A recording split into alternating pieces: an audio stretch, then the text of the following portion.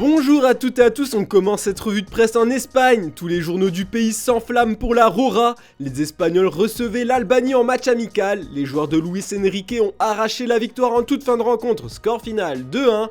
La fête espagnole titre Marca ce dimanche. Sport a mis en avant le premier buteur espagnol, Ferran Torres, sur sa première page. Pour le média catalan, l'attaquant du FC Barcelone était branché. Le Blaugrana est le meilleur buteur de l'équipe avec Luis Enrique comme coach. Il compte déjà 12 buts en 14 matchs en 2022.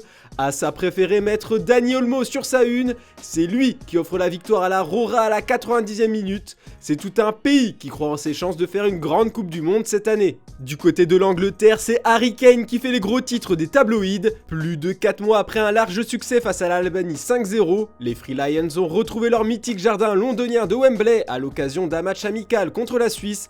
Et c'est Harry Kane qui a offert la victoire à sa sélection grâce à un pénalty décisif.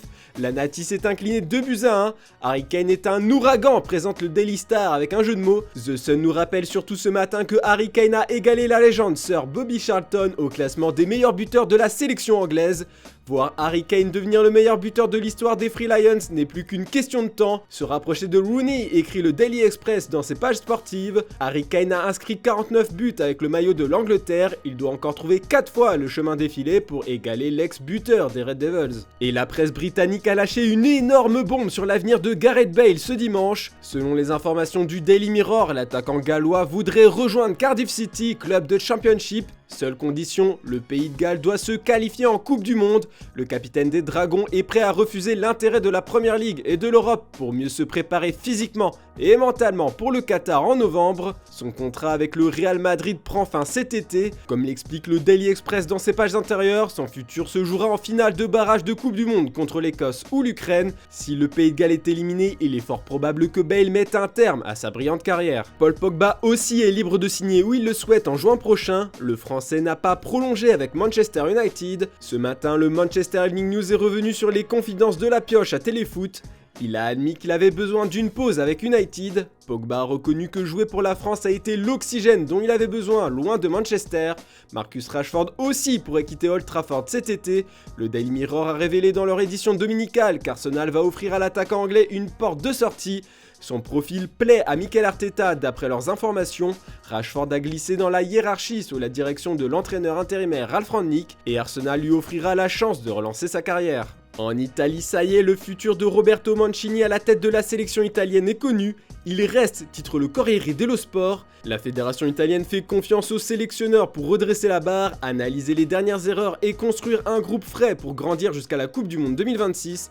Mancini et l'Italie, le mariage continue, écrit Tuttosport sur sa première page. La Nazionale doit jouer un match amical mardi prochain contre la Turquie, une sorte de petite finale entre deux équipes déçues d'échouer aux portes de la Coupe du Monde. Une rencontre inutile pour beaucoup de médias transalpins. La Gazzetta dello Sport dévoile ce matin le pacte de refondation des joueurs de la Squadra Azzurra. Plusieurs joueurs ont quitté la sélection pour leur club. Ceux restants ont décidé de retrouver la victoire dès mardi, la première pierre d'une nouvelle construction. Enfin, en France, on retrouve Dimitri Payet en une de la Provence. Le Marseillais a livré son secret pour s'entraîner au coup franc à plusieurs médias. Depuis 2 ans, le Réunionnais travaille avec un mur robotisé. Mais l'attaquant de l'OM a confié que ce n'est pas lui le meilleur tireur dans cet exercice en Ligue 1. Pour lui, le successeur de Juninho, c'est Savanier. Et on apprend dans les colonnes de l'équipe que le PSG patine pour prolonger Marquinhos. Des discussions ont été lancées il y a plusieurs mois en vue de prolonger son contrat qui s'achève en 2024. Sur le principe, les deux parties sont vite tombées d'accord. Ils veulent poursuivre l'aventure ensemble pour 2 ou 3 années de plus. Mais d'après le quotidien, les positions restent assez éloignées sur le volet financier. Le Brésilien veut plus que ce qu'on lui propose au vu de son importance dans l'effectif. Voilà, c'est tout pour ce dimanche. Ne manquez pas à 16h, on vous a préparé une vidéo sur un des rares coachs français qui a su étoffer son palmarès en Ligue 1 ces dernières années. En attendant, je vous donne rendez-vous demain matin pour une nouvelle revue de presse. Bonne journée à toutes et à tous.